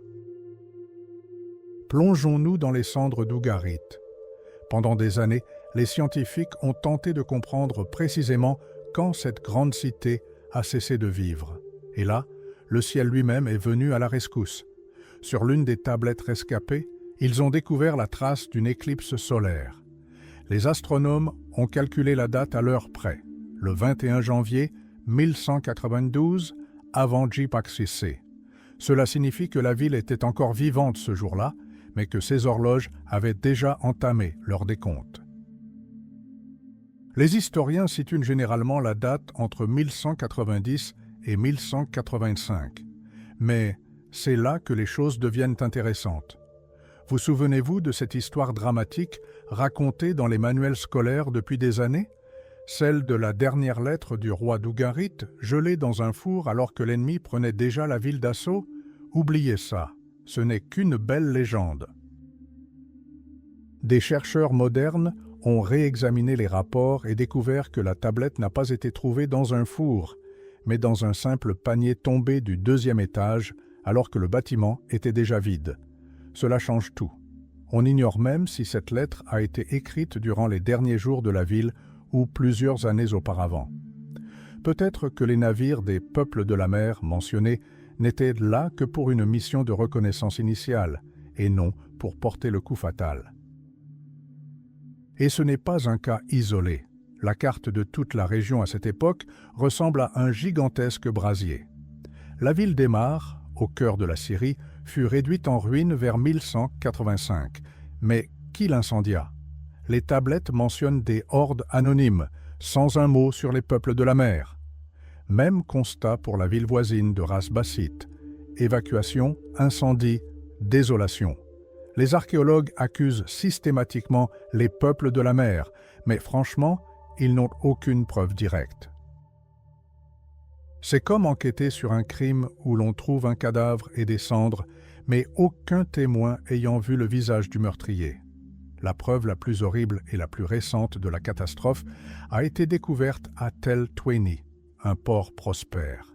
Là, les archéologues ont littéralement fouillé les cendres et trouvé des pointes de flèches éparpillées dans toute la ville et les murs effondrés, révélant les biens des habitants. La datation au carbone 14 a permis de dater la ville de 1192, et c'est là que se pose la question principale qui laisse les historiens perplexes. Si ces villes sont tombées dans les années 1190, pourquoi la grande bataille du pharaon égyptien Ramsès III contre les peuples de la mer n'a-t-elle eu lieu qu'en 1177? Où ces envahisseurs ont-ils disparu pendant 15 ans? Ont-ils traversé la Méditerranée à pied? Ou bien s'agit-il non pas d'un coup fatal unique, mais de l'agonie lente et douloureuse d'une civilisation entière? Poursuivons notre route vers le sud jusqu'à Canaan. Là, l'histoire se complexifie. À Tel Kazel, les archéologues ont fait une découverte surprenante. Avant même que tout ne soit réduit en cendres, des migrants grecs et italiens y vivaient déjà. Ils coexistaient pacifiquement avec les habitants. Imaginez, ceux que nous considérons généralement comme des destructeurs sauvages ont peut-être vécu des années durant dans ces villes comme de simples voisins. Puis vint la seconde vague, qui n'épargna ni ses propres alliés, ni ses ennemis. Mais le véritable mystère se dévoile à Megiddo. Vous connaissez cet endroit sous un autre nom, Armageddon. Ici, les villes furent construites directement sur les ruines des précédentes, strate après strate, comme un gigantesque gâteau à étages. On a longtemps cru que le magnifique palais cananéen qui s'y trouvait avait été détruit 2 fois. Mais des fouilles récentes ont révélé qu'il s'agissait d'un seul et même édifice, et sa destruction fut véritablement atroce. Un incendie colossal a littéralement soudé les pierres. Un élégant coffret en ivoire, portant le nom du pharaon Ramsès III, a été découvert dans les ruines. C'est notre indice. La ville n'a donc pas pu périr avant son règne. Or, à proximité se trouve le socle d'une statue d'un autre pharaon qui vécut 40 ans plus tard. Si Megiddo ne tomba qu'en 1130, alors les peuples de la mer n'y jouèrent aucun rôle. À cette date, ils s'étaient sédentarisés depuis longtemps ou avaient disparu de l'histoire. Qui donc incendia Armageddon? Les Israélites? Les tribus voisines? Ou s'agissait-il d'un massacre interne des élites, puisque ce sont principalement les quartiers riches qui souffrirent? Et enfin, Lachish, l'une des plus grandes villes de Canaan, avec ses 6000 habitants et ses imposantes murailles. Elle fut détruite avec une telle férocité que les archéologues frémissent encore en décrivant leur découverte. Dans une maison, des squelettes d'adultes et d'enfants furent retrouvés sous les décombres. Un enfant de 2 ou 3 ans tenta de s'extirper des ruines, mais fut écrasé par des pierres. Un bébé jeté à terre dans la panique. Le plus étrange, c'est que presque aucune arme n'a été retrouvée à Lachish, ni des centaines de pointes de flèches, ni des épées brisées. Cela soulève une question troublante. Et si l'ennemi n'était pas humain? Les corps, ensevelis sous les pierres, ressemblent davantage aux victimes d'un puissant tremblement de terre. Mais comment expliquer alors le pillage des temples et les traces d'incendie qui ont ravagé les lieux? En contemplant ces ruines, nous voyons la fin de l'âge d'or. Le grand système d'échanges universel s'est effondré. Mais plus nous creusons, plus la vérité apparaît. Il n'y a pas eu de coupable unique. Il y a eu une série de catastrophes, tremblements de terre, soulèvements, migrations, et peut-être même ces peuples de la mer venus simplement récupérer ce qui avait déjà commencé à s'écrouler. Ugarit, Megiddo, Lachish, ils n'ont pas disparu d'un coup. Ils nous ont laissé un mystère que nous tentons de résoudre depuis 3000 ans. Et chaque fois que nous pensons avoir trouvé le coupable, les cendres de l'histoire révèlent de nouveaux indices. Nous poursuivons donc notre enquête. Si vous pensiez pouvoir imputer la disparition d'une civilisation entière à un seul méchant, l'archéologie est prête à vous contredire. James Weinstein, de l'Université Cornell, est catégorique. Certes, les peuples de la mer ont peut-être anéanti les garnisons égyptiennes en Palestine, mais qui a ensuite réduit tout le reste en ruines. Penchons-nous sur Canaan, la célèbre cité philistine des 5 cités, Ashkelon, Ashdod, Ekron, Gaza et Gath. Il y a 3000 ans, un événement terrifiant s'est produit. Imaginez entrer dans une ville et découvrir que tout a changé. À Ekron et Ashdod, les anciennes maisons cananéennes n'ont pas seulement été détruites, elles ont été rayées de la carte. À leur place, de nouveaux quartiers ont surgi instantanément avec une architecture, une poterie et même des coutumes culinaires différentes. Il ne s'agissait pas d'un simple changement de pouvoir, mais d'un remplacement total de la population. La professeure Trude Dotan décrit une scène terrifiante découverte lors des fouilles d'Ekron. Sous une couche de briques effondrées, on a trouvé des entrepôts remplis de lentilles cuites et de figues. Les habitants n'avaient même pas eu le temps de finir leur déjeuner que la ville était déjà ravagée par les flammes. Mais le plus étrange se produit à Ashkelon. Là-bas, la transition d'une garnison égyptienne à un port philistin semble paisible. Aucune trace de carnage, juste l'émergence soudaine de nouveaux codes culturels, textiles, gastronomie et artisanat. Comme si l'ancien monde s'était simplement éteint et qu'un nouveau s'était allumé. Les historiens débattent encore. S'agissait-il d'une conquête sanglante, comme le pensait Larry Steiger, ou d'une migration sans heurts? Passons maintenant à l'Est, en Mésopotamie. Les peuples de la mer n'y sont pour rien, mais le chaos n'en est pas moins répandu. Voici Élam et son roi, Shutruk Nahunte Ier. Croyez-moi, son histoire est digne d'un thriller. Marié à une princesse babylonienne, sa mère était une princesse cassite.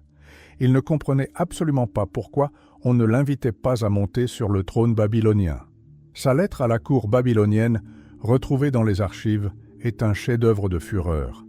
Il écrit « Pourquoi moi, de sang royal et descendant de grands rois, ne siège-je pas sur le trône de Babylone ?» Suit une menace glaçante, tu peux monter au ciel, mais je te tirerai par les jupes. Tu peux te cacher aux enfers, mais je t'en extrairai par les cheveux. Et il tint parole. En 1158 avant J.C., Afeka, il envahit la Babylonie, renversa le souverain et emporta à Suse d'incroyables trophées, dont la stèle même portant les lois d'Hammurabi que l'on peut admirer aujourd'hui au Louvre. Shutruk Nahunt profita simplement d'un moment où les grandes puissances étaient affaiblies et incapables de venir en aide à leurs voisins. Et l'Anatolie, Hattusa, capitale des grands Hittites, une cité fortifiée qui semblait imprenable.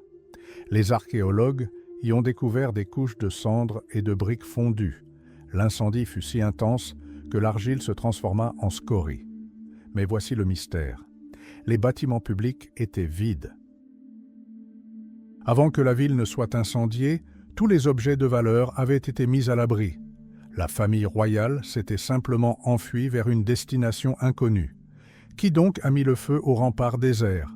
Peut-être les Casquiens, ennemis de longue date des Hittites, qui attendaient depuis des décennies que l'Empire, épuisé par la sécheresse et la famine, s'effondre enfin. Et bien sûr, Troie. Cette même Troie, 7A, que nous connaissons grâce aux légendes. Mais oublions la belle Hélène. La réalité était bien plus sombre. Manfred Korfmann, qui y a fouillé pendant des années, a découvert des squelettes dans les rues. Parmi eux, une jeune fille de 16 ans, à moitié ensevelie sous les décombres, les jambes brûlées. Des pointes de flèches étaient fichées dans les murs. La ville s'est défendue jusqu'au bout, mais a succombé.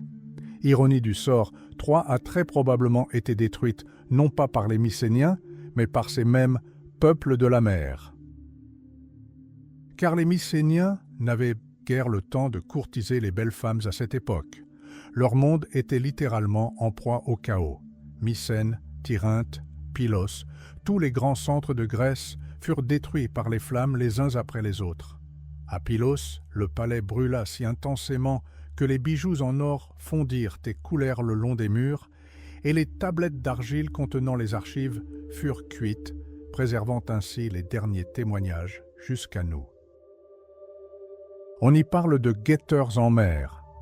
Ils attendaient quelque chose. Ils scrutaient l'horizon, espérant apercevoir l'ennemi avant qu'il ne les attaque. Mais ce n'était pas seulement un ennemi qui était arrivé, c'était un effondrement systémique. La vie continuait de subsister à Mycène après l'incendie, mais la cité n'était plus une grande puissance. Spyros Iacovides parle d'une période de régression accélérée. Le commerce international s'est effondré, le pouvoir centralisé a disparu et la population a tout simplement commencé à partir. Alors, qu'est-ce qui s'est passé? Des tremblements de terre, comme à Tirynthe, où les murs des bâtiments ont tremblé? Des migrations massives? Ou tout simplement la fragilité des métaux qui a marqué toute la civilisation de l'âge du bronze? On trouve des cendres, des pointes de flèches et des lentilles abandonnées dans des pots. Mais l'indice principal reste enfoui sous les couches de terre. L'histoire ne s'arrête pas à la destruction. Elle tourne simplement la page, nous laissant nous interroger. Et si demain notre monde se révélait tout aussi fragile? Imaginez Tirynthe. Ces remparts imposants, censés être éternels, se mirent soudain à trembler. Il ne s'agit pas d'une métaphore poétique.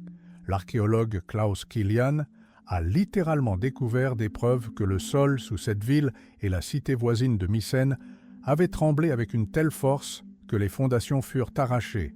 Mais le plus terrifiant n'est pas la pierre. Sous les décombres des maisons, Kilian découvrit les squelettes de personnes qui n'avaient pas pu s'échapper. Une femme dans l'embrasure d'une porte, un enfant dans une cave, écrasés par le poids de leur propre civilisation. Ce n'était pas un simple coup dur, mais une véritable tempête sismique qui ravagea la Grèce et la Méditerranée orientale pendant 50 ans. Mais un tremblement de terre peut-il à lui seul rayer des empires entiers de la carte? Passons à Chypre. On a longtemps cru qu'aux alentours de 1200 avant J.C., l'île avait été ravagée par la fureur des peuples de la mer. Les historiens ont brossé des tableaux épiques, flottes d'invasion, villes en flammes, panique. L'archéologue Vassos Karageorgis a même trouvé l'indice parfait, l'avant-poste fortifié de Mare Paleocastro, perché sur un cap escarpé. Il semblait avoir servi de base arrière pour une invasion. Mais c'est là que les choses deviennent intéressantes. Des chercheurs modernes comme Louis Steele et Bernard Knapp examinent les mêmes pierres et y voient une toute autre histoire. Selon eux, il ne s'agissait pas d'envahisseurs étrangers, c'étaient des Chypriotes eux-mêmes qui construisaient des forteresses pour protéger leurs routes commerciales et leurs métaux dans un monde sombrant rapidement dans le chaos. Au lieu d'un carnage, ils observent une hybridation, une étrange fusion de cultures, où des réfugiés venus de Grèce n'ont pas massacré les populations locales, mais se sont métissés avec elles, créant une nouvelle identité fragmentée. Mais tandis que la vie continuait à Chypre, ailleurs, on trouve les traces d'une véritable souffrance. À Ala Sultan Tekke, des archéologues ont mis au jour des maisons abandonnées à la hâte. Des objets de valeur sont enfouis sous terre. Leurs propriétaires espéraient revenir, mais ne sont jamais revenus. Des pointes de flèches en bronze sont incrustées dans les murs et des projectiles de fronde en plomb jonchent les rues. Quelqu'un voulait désespérément entrer dans cette ville et il y est parvenu. Mais qui? Les assaillants n'ont laissé aucune trace. Il ne reste que le résultat, des cendres et le silence. Et qu'en est-il de la Grande Égypte? La seule superpuissance capable de repousser les peuples de la mer. Le pharaon Ramsès III célébra la victoire, mais son triomphe fut bref et amer. Alors que les frontières étaient verrouillées, la trahison se tramait au sein même du palais. C'est ce que les historiens appellent un complot du harem. La seconde épouse du pharaon, désireuse de placer son fils sur le trône, orchestra une tentative d'assassinat. Longtemps, on ignora si elle avait réussi.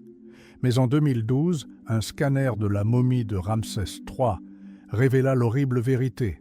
Sa gorge avait été tranchée par un couteau aiguisé juste sous le larynx. Le coup fut si violent qu'il sectionna sa trachée et atteignit les vertèbres. La mort fut instantanée.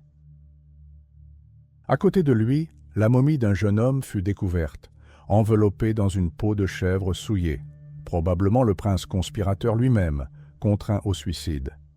L'Égypte résista fermement à ses ennemis extérieurs, mais commença à se corrompre de l'intérieur. Alors, que s'est-il réellement passé? Nous avons l'habitude de chercher un seul coupable, les peuples de la mer, les tremblements de terre ou les révoltes d'esclaves. Mais la vérité est que le monde de l'âge du bronze a été confronté à ce que les chercheurs appellent une tempête parfaite. Il s'agit de la superposition de plusieurs catastrophes, créant un effet domino. Imaginez, d'abord, la sécheresse ravage les récoltes, puis la famine s'installe. Les populations affamées se révoltent contre des rois incapables de les nourrir. Ensuite, une série de tremblements de terre frappe, détruisant palais et entrepôts. Les routes commerciales, cet ancien réseau qui reliait le monde, sont coupées. Et c'est alors que les peuples de la mer apparaissent à l'horizon, non pas comme la cause de l'effondrement, mais comme un symptôme. Eux aussi étaient des victimes, des réfugiés en quête d'un nouveau foyer, dans un monde où les anciennes règles n'avaient plus cours. On le constate dans la céramique. On a longtemps cru que les vases mycéniens du Levant étaient les vestiges de conquérants. On comprend aujourd'hui qu'il s'agissait d'une tentative d'artisans locaux d'imiter des produits d'élite qui n'étaient plus importés. C'était un monde qui luttait pour survivre dans les ruines de la mondialisation. Mais il y avait un autre indice, le plus discret et le plus mortel. Les archéologues ont commencé à découvrir des signes d'un changement climatique radical. La sécheresse n'était pas qu'une mauvaise année, elle a duré des décennies. Et c'est peut-être cette force invisible qui a porté le coup de grâce à l'effondrement de tout l'édifice. L'histoire n'a pas simplement tourné une page, elle l'a arrachée à la racine. Et en contemplant ces squelettes sous les murs de Tirynthe, on ne peut s'empêcher de se demander quelle sera la résilience de notre propre monde si, demain, la nature décide de changer les règles du jeu. Imaginez-vous au pied des remparts de l'antique Tirynthe, et sous vos pieds gisant les squelettes de ceux qui ne sont pas morts au combat. Ils ont simplement suffoqué sous les décombres de leur propre monde. Et tandis que les archéologues débattent des dates, la nature murmure une toute autre histoire. Nous avons l'habitude de considérer le changement climatique comme le problème de notre siècle.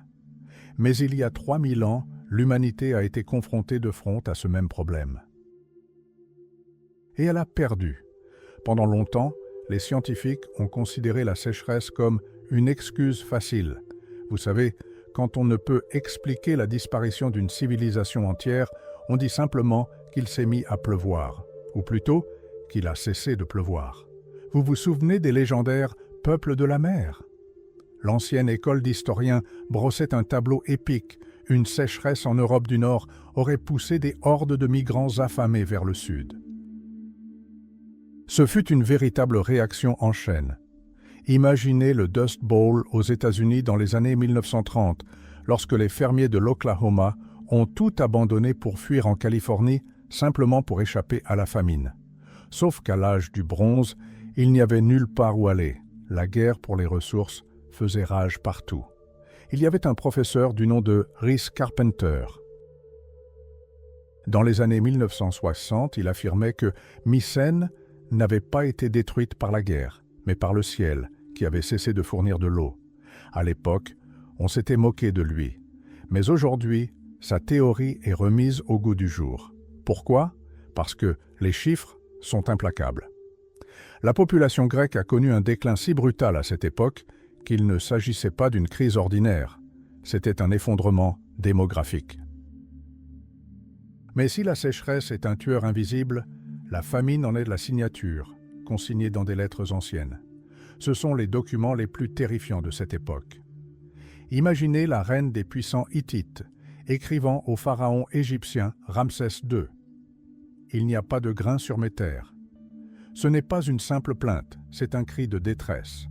Le pharaon envoie des navires pour sauver littéralement tout un peuple de l'extinction.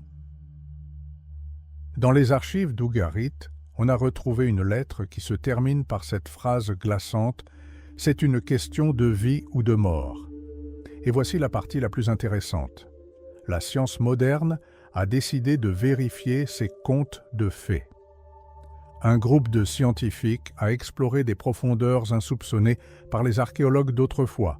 Ils ont étudié le pollen de gisements anciens en Syrie et à Chypre. Et savez-vous ce qu'ils ont découvert? La preuve irréfutable qu'il y a 3000 ans, une sécheresse a frappé la région et a duré 300 ans. 300 ans sans récolte normale. La terre s'est transformée en semi-désert. Le niveau des nappes phréatiques a tellement baissé que l'agriculture a tout simplement disparu. Mais ce n'est pas tout. Brandon Drake de l'Université du Nouveau-Mexique a découvert que le climat avait engendré de véritables montagnes russes pour les populations. D'abord, la chaleur était insupportable. Puis, au moment même où les palais commençaient à s'effondrer, les températures ont chuté brutalement. Une sécheresse glaciale était le pire scénario possible. C'était la tempête parfaite. Et si l'ennemi n'était pas seulement extérieur, mais intérieur? Prenons l'exemple de la ville d'Azor. On n'y trouve aucune trace de grande bataille, aucun amas d'armes. À la place, des palais et des temples en ruine. L'archéologue Sharon Zuckerman a avancé une théorie audacieuse. La ville aurait été détruite non par des envahisseurs, mais par ses propres habitants. Imaginez, plus de nourriture, le commerce est au point mort, l'élite continue de festoyer dans ses appartements. À un moment donné, le peuple prend les haches et part à la conquête de cette élite. Ce fut une révolution du désespoir, semblable à celle de 1917, mais à l'échelle de l'âge du bronze. Et nous voici face à la question la plus urgente, l'économie. L'âge du bronze dépendait de l'étain, tout comme notre monde dépend du pétrole. Sans étain, pas de bronze, pas d'armes, pas d'outils. Et les routes commerciales commencèrent à être coupées par les pirates. On a retrouvé à Ougarit des lettres dans lesquelles des gouverneurs paniqués signalaient la présence de navires ennemis. L'un d'eux écrivait au roi « Soyez vigilants, rassemblez vos forces ». Mais les forces commençaient déjà à décliner. La dernière lettre d'Ougarit est un véritable récit des enfers. L'armée s'est dispersée, la ville a été pillée, les vignes ont été ravagées, la ville est tombée, souvenez-vous de nous. Lors des fouilles archéologiques d'Ougarit, les chercheurs ont découvert une couche de cendres de 2 mètres d'épaisseur, ainsi que des trésors d'or enfouis dont les propriétaires ne sont jamais revenus. Pourquoi n'ont-ils pas reconstruit? Après tout, on finit toujours par renaître de ses cendres, mais pas cette fois. Car le système lui-même s'est effondré, le monde était trop interdépendant. Lorsque les échanges commerciaux se sont écroulés, lorsque le climat a bouleversé les règles du jeu, les cités-États se sont écroulées comme des dominos. Ougari n'a pas seulement brûlé, elle est devenue superflue dans le monde nouveau, rude et froid de l'âge du fer. L'histoire n'a pas simplement tourné la page, elle l'a arrachée. Et aujourd'hui, face à la panique qui règne autour de notre climat et à la fragilité de nos chaînes d'approvisionnement, une question s'impose. Notre planète est-elle vraiment si résiliente? Si demain, la nature décide que notre heure est venue, quelqu'un laissera-t-il un message pour nous dire « Souvenez-vous de nous » Imaginez un monde où tout est interconnecté, où les navires marchands sillonnent les ports et où les rois échangent des présents somptueux et des lettres indignées. Nous ne sommes pas à notre époque, nous sommes au XIIIe siècle avant J.C. à la fin de l'âge du bronze, et ce monde est sur le point de disparaître. Dans les archives de l'ancienne Ougarite, dans les demeures des influents nobles, Rapanou et Urtenou, les historiens ont fait une découverte terrifiante. Ces documents prouvent que les liens internationaux sont restés solides jusqu'à la toute fin. Ougari ne s'est pas rongé de l'intérieur, ses routes commerciales ne se sont pas taries pendant des années. La mort est survenue soudainement. Ce n'était pas un déclin progressif, mais un coup fatal. La ville a été incendiée et rasée par des envahisseurs précisément au moment où son économie tournait encore à plein régime. Mais qui a porté ce coup fatal? Et pourquoi un système qui semblait immuable s'est-il effondré comme un château de cartes? C'est là que les choses deviennent intéressantes. Certains chercheurs, comme Susan Sherratt, perçoivent cette catastrophe non seulement comme une guerre, mais aussi comme un bouleversement global du paradigme économique. Imaginez, les anciens empires, avec leurs économies palatiales complexes, étaient comme d'ingérables entreprises d'État, et les peuples de la mer? Peut-être n'étaient-ils pas seulement des pirates, mais des nomades de la mer, les entrepreneurs privés de l'époque. Ils incarnaient la transition vers la décentralisation, vers un monde où de petits États et des commerçants libres œuvraient pour leur propre compte. Ça sonne moderne, n'est-ce pas? Comme si des start-up de l'âge du fer tentaient de briser le monopole des géants du bronze. Mais il y a un hic. L'archéologie d'Ougarite nous apprend que la ville a péri dans les flammes de la bataille, et non sous la coupe de gestionnaires efficaces. Certes, les germes de la décentralisation étaient semés, mais ils ont germé des cendres plutôt que de provoquer l'incendie. Comme l'a dit l'historien James Maley, ces marchands ont simplement émergé des cendres. Ils n'ont pas tué le système, ils ont exploité sa dépouille. Qui étaient donc ces mystérieux peuples de la mer? De grands destructeurs ou de malheureux réfugiés? Les inscriptions égyptiennes les dépeignent comme une horde impitoyable. Mais un examen attentif des découvertes faites en Canaan révèle une toute autre réalité. On n'y trouve pas de traces de massacre, mais les signes d'une longue migration. Des familles, des chariots, des ustensiles de cuisine. Il s'agissait de populations en quête d'un nouveau foyer dans un monde déjà en proie au chaos. Le chercheur Israel Finkelstein est formel. Il ne s'agissait pas d'une invasion soudaine. La migration dura un demi-siècle. Des groupes de colons s'installèrent dans les ruines des garnisons égyptiennes, se mêlèrent aux populations locales et créèrent des cultures hybrides. Les célèbres Philistins bibliques étaient précisément ces peuples de la mer qui, au fil du temps, s'intégrèrent parfaitement au nouveau paysage. Ils n'étaient pas la cause de l'effondrement, mais son symptôme. Des personnes en quête d'opportunités dans une période de bouleversement. Mais si ce ne sont pas eux qui ont tué l'âge du bronze, alors qu'est-ce qu'il a fait? Et nous en arrivons à la théorie la plus effrayante de toutes, la théorie de l'effondrement systémique. Il y a 40 ans, Colin Renfrew suggérait que la civilisation de l'époque était devenue trop complexe et trop interdépendante. Il la comparait à l'effet papillon. Lorsqu'un système est sursollicité, une seule défaillance à un point critique suffit à déclencher une réaction en chaîne. La défaite des Hittites, lors d'une bataille lointaine contre les Assyriens, fragilise les frontières. La sécheresse au nord provoque la famine. La famine chasse les populations de leur foyer. Les migrations coupent les routes commerciales. Et sans commerce, l'économie palatiale, habituée au luxe et à la stabilité, ne peut tout simplement plus payer l'armée. Il s'agit d'une défaillance systémique. Le contrôle centralisé disparaît, l'élite s'évapore, la population diminue. Le monde retombe dans les ténèbres, replongeant dans ces mêmes âges obscurs.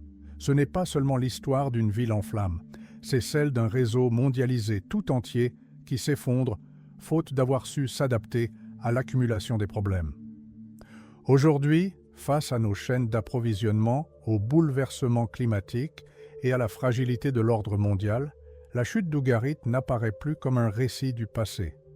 C'est un avertissement. Les civilisations ne meurent pas toujours de vieillesse. Parfois, elles s'effondrent simplement sous le poids de leur propre complexité, ne laissant derrière elles que des vestiges et une question sans réponse. Vous souvenez-vous de nous? Et en contemplant les emplacements vides des ruines, nous comprenons, si demain la nature ou l'histoire décide que notre heure est venue, aucune archive de retenue ne pourra nous sauver si nous ne tirons pas les leçons les plus importantes du passé. La flexibilité est plus importante que la force. Imaginez un monde qui semble éternel. Un âge d'or où de grands rois échangèrent des lettres sur des tablettes d'or et où des flottes marchandes reliaient les continents en un seul réseau. Imaginez maintenant que tout cela soit réduit en cendres en une seule génération. En contemplant les vestiges d'Ougari, nous comprenons. Les civilisations ne meurent pas toujours de vieillesse. Parfois, elles s'effondrent simplement sous le poids de leur propre complexité.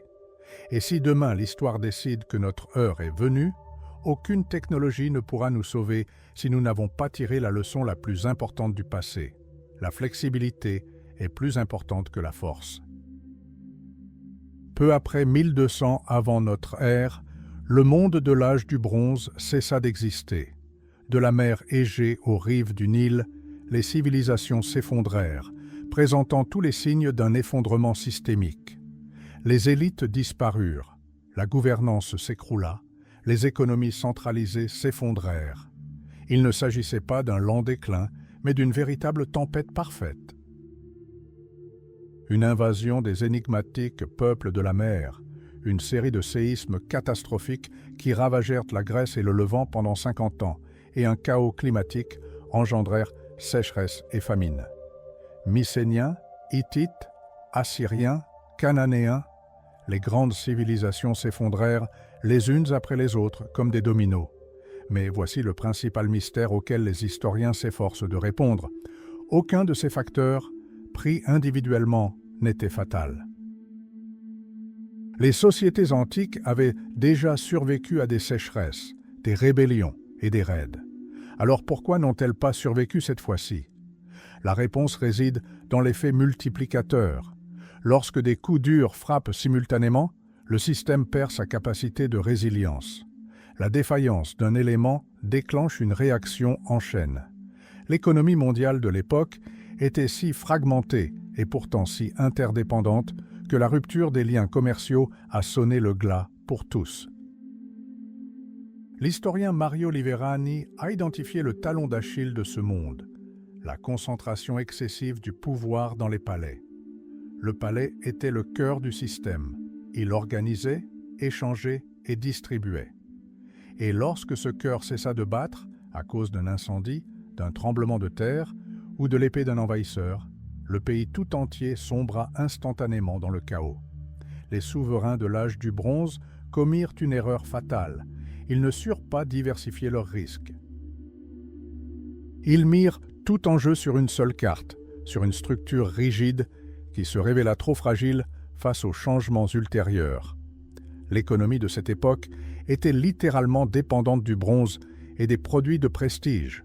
Ce modèle économique était comparable au capitalisme moderne et à sa quête incessante de croissance. Les réseaux commerciaux, que Monroe qualifie de premières alliances internationales de l'histoire, ont initialement permis d'éviter l'effondrement. Les dirigeants ont tenté de lutter contre les symptômes, répression des rébellions, recherche de nouveaux marchés, imposition d'embargos et déclenchement de guerres. Mais ils ne se sont pas attaqués à la cause. L'effondrement d'une grande civilisation était la conséquence naturelle d'une mauvaise prévision. Ils voyaient les nuages à l'horizon, mais se croyaient inébranlables. Aujourd'hui, les scientifiques proposent d'aborder ce phénomène sous l'angle de la théorie de la complexité. Prenons l'exemple d'un embouteillage ou d'une flambée boursière. On ne peut les prédire en se basant uniquement sur la conception d'une voiture ou les états financiers d'une entreprise. Le système est dynamique, il respire et réagit aux chocs extérieurs. À l'âge du bronze, les agents de ce système étaient les Mycéniens, les Égyptiens et les Hittites. Leur interdépendance était telle que le phénomène d'hypercohérence est apparu.